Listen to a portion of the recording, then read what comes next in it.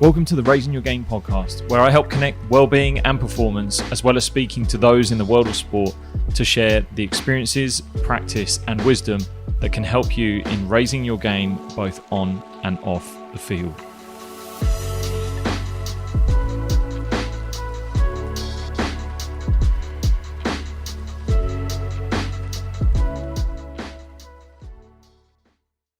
Hey guys, welcome back to the podcast. I'm Lewis Hatchett. Before we get started, please do me a favor and take those fingers for a walk and hit the subscribe button on whatever channel, whatever outlet you are listening to this podcast on. It really does make me happy to see you guys subscribing so that you can get first notification of any new episodes that are coming out, but also it's the easiest and cheapest way to support this podcast and what I'm doing.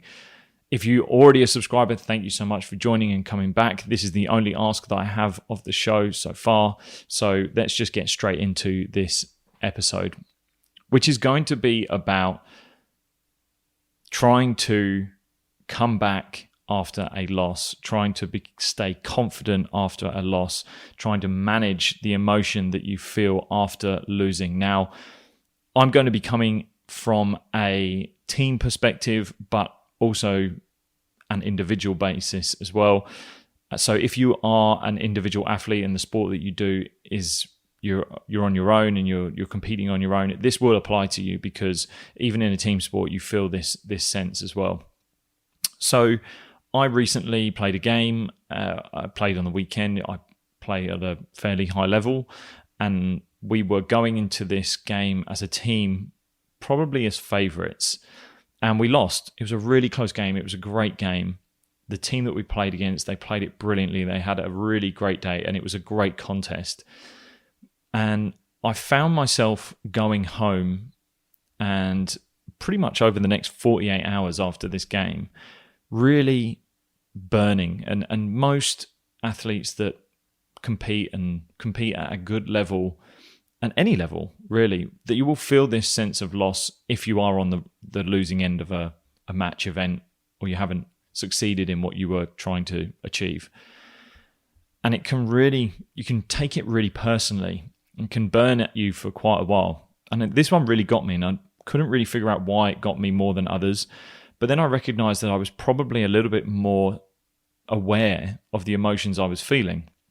So I kind of sat with the emotions for the next few hours, days, and really every time I felt this sense of loss from the match, or sense of frustration, sense of anger, sense of low self-worth, when I was thinking about this result, I sat with the emotion and tried to listen to the stories that I was telling myself. And some of them were ridiculous. Some of them were really so far out of my control and so far from what I expect of myself that it kind of amused me. But I started thinking about what people perhaps thought of me as a player, whether it was completely ruining my reputation as a player. Should I be giving up playing? Should I go and focus on something else? I went into a moment where I started thinking about my stats. I started thinking about my game is, and most games and sports are stats driven, and I started thinking about how had negatively affected my statistics. And like I said, so much of what I was thinking about was so far out of my control. There was nothing there that I could take action on. There's nothing I could undo right then. But I was trying to grasp onto this storyline and trying to run away with it for no reason, only to just a huge negative effect on both my mental capacity of where I was in that day and what I was trying to do, because it was taking up so much space and so much mental capacity that I didn't really need it. But by just simply looking at it and watching it and seeing what I was saying to myself, I recognized how crazy and ridiculous it was.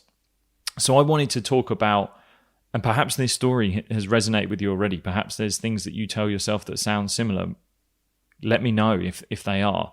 And I wanted to give you a few things to think about and a few things to use that you can focus on when you've had a loss, you haven't had something go your way, and how you can move forward into a next game, a next event in a much better frame of mind And also, if you do experience, and I hope you don't experience too many losses, because in all sport we want to try and win as much as we can, that you can have this element of self-compassion, maintain your self-worth, maintain your own positive outlook on your own game and yourself, and then hopefully others around you. And you can start to take action and start to improve your game and improve others as well around you if you are a part of a team. Like I said, if you are an individual athlete, all of this stuff will still apply to you. So the first thing would be to have a look at the match you've just played and just go through a very quick general feedback loop and reviewing process of what you've done. And as always, and I've mentioned this before, asking yourself 3 simple questions. What have I done well? What have I not done so well? Where can I develop? And what am I going to do next time to improve? Or what am I going to do in training to improve? So the first one, what have I done well? Now, this can be anything. It's a really broad spectrum of things. It can be from your attitude going into the game, your drive. It can be down to a skill set that you've produced and done well. It can be down to your fitness, your preparation, your hydration, anything that you did well leading up to or in that event that you can start to tick off and go, yep, I nailed that. I got that right. I'm going to continue doing that. Because it's so easy to move on to the next one and have a flood of things that you perhaps want to change and do well. And here I would make sure you limit this to a maximum of 2 or 3. Just 2 or 3 things, hopefully maybe one thing that you just perhaps wanted to develop and that was glaringly obvious. And again, recognize the emotion that you feel when you are even thinking about the things that you want to get better at. Are they things that are in your control? Are they things that you expect of yourself?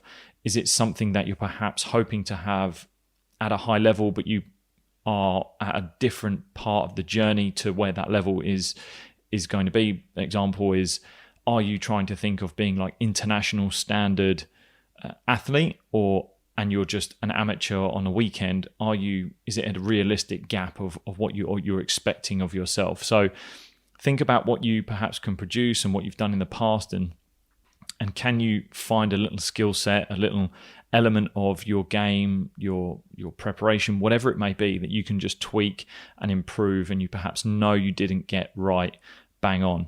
And then the last bit is just that taking action. So being able to think of a practical way of improving that little skill set. So if it's a skill, it could be putting half an hour more of training on it next time you train. It could be doing a whole training session on that area. It could be changing your nutrition, changing your training style to make sure that you're ticking off that area that you want to improve. At the same time, you're maintaining the things that you've done well that have got you where you're at. So that's just the general feedback loop that you can go through, and I encourage to do just after any game, any training session that you've done, just to continuously keep adding that 1% on and having that aggregation of marginal gains. So the next 2 are the main 2 really when you're thinking about where am I at after a loss. And this is a part of reflection that takes a look at what you expected of yourself. So take a look at the expectations you had of yourself. Did you expect to perform at a high level to what you did? Did you expect to perform at a high level to perhaps what you trained at? And that then leads on to the next bit and the last bit, which is what can you control? And if you can ask the question to yourself, can I control it? And if the answer is yes, then take action. If the answer is no, then you need to accept it. So if it is an expectation that you need to be at a higher level skill-wise, can you control that? Well, yes, you can in a way. How are you going to put action to it? I'm going to put more effort into training. And the things that you can control are the effort that you put in and what you expect of yourself when you're doing that. And that allows you to stay in your own bubble of what you can control. It takes away worrying about what others are doing. It takes away the outcome, so the actual result that you're looking for, and it allows you to just solely focus on what you can control, the action that you can take to get better. And you can put that into a game. You can put that into your event, your actual game day and the competition day. Because I thought back to the match that I was playing and I thought, did I control everything I control? And there were tactics that I could perhaps have changed, and I will look at, that's the element that I will try to improve next time. But the things that I was able to control, which were how I prepared, I ate well the night before, I slept well the night before. Maybe actually I could have improved my sleep, and maybe I could have improved my hydration. So, okay, I'll change that and I will action that because I can control that. But also I was able to control my effort in the game. And I felt I gave everything in that game. I really gave everything I had on the day. And once I've accepted that, and the fact that I don't need to have an expectation to be any higher than what I was on the day, and I didn't really expect myself to, maybe I did expect myself to perform at a higher standard, but does that match the training that I've been doing? No, it doesn't. So therefore I need to accept where I'm at and focus on the things that I did well, which were the effort that I put in, the way I prepared myself, the good parts of the match that I put in. And that leaves me in a better frame of mind. So like I said, it's really easy to get caught up in focusing on all the things that you perhaps can't control. Again, I couldn't control how good a day those players on the opposition had. I couldn't really control that. Like, as much as I tried, as much effort as I put in, I couldn't control how good a day they were having. And really, like, it was awesome to have a great contest. And one of the things I ended up reflecting on was how much fun it was to be in a good, tough game environment that was exciting for the people watching and those that had come out on their Saturday to watch that game. It was entertaining. So it was good fun to be a part of that, and then to speak to some of the players after and just say like how good a game that was on both sides of like our team and their team.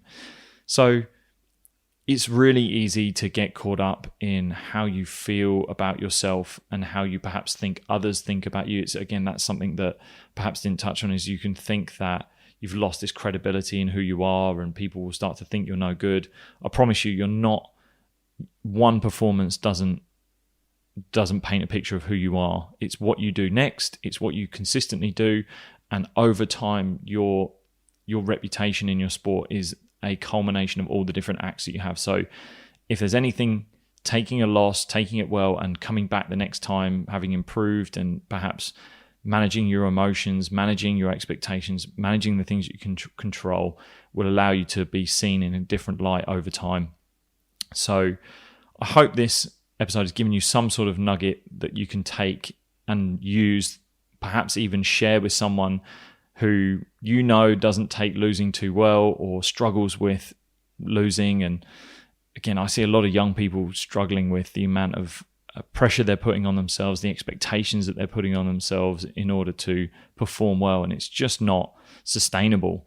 So just having that more compassionate approach and a little bit more of a strategic approach to how you go about your matches, winning or losing, so that you can leave in a much more positive mindset, feeling this self-worth and about yourself for a little bit longer, I guess, or getting out of this low self-worth a little bit quicker, because it's okay to feel these emotions. It's okay to feel them, but dwelling in them is not going to help you or those around you. So thank you again for joining the podcast. Thank you again for listening. Once again, the only ask I have is that you just subscribe with whatever channel, whatever forum you're listening to this show on. It's the only way and the cheapest way you can support this show. And I thank you so much for joining me and listening. If you want to reach out and find me, Instagram at Lewis Hatchett, or you can find me at lewishatchett.com and the podcast /podcast. So thanks again, and I will see you guys soon. This episode is brought to you by Sport Yogi, the app that introduces yoga, mindfulness, and meditation to athletes, all without the fluff that usually comes with it. From building flexibility to harnessing your focus and anxiety and much more, Sport Yogi gives you simple to follow sessions that you can easily add into your everyday training or everyday life. To get started, simply visit sportyogi.com/join-now. And listeners of the show can receive 40% off annual and lifetime plans by using the code RaisingYourGame at checkout. So once again, that is sportyogi.com/join-now to get started.